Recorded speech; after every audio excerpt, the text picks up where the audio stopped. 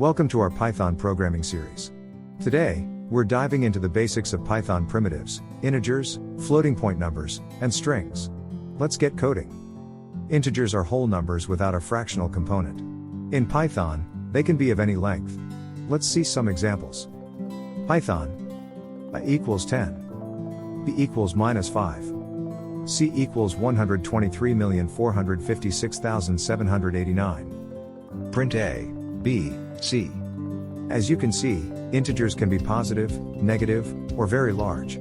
Python handles them gracefully. Now, let's look at floating point numbers. These are numbers with a decimal point. Python. X equals 3.14. Y equals -0.001. Z equals 2.0 e-5 # scientific notation. Print X, Y, Z. Floating point numbers are crucial for representing non-integer values.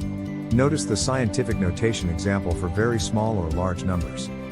Strings are sequences of characters used for text data. In Python, they are enclosed in quotes. Python. Name equals Alice.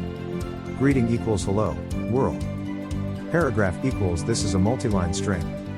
It can span multiple lines. Print name, greeting, paragraph. Strings can be single, double, or triple quoted. Triple quotes are used for multi-line strings.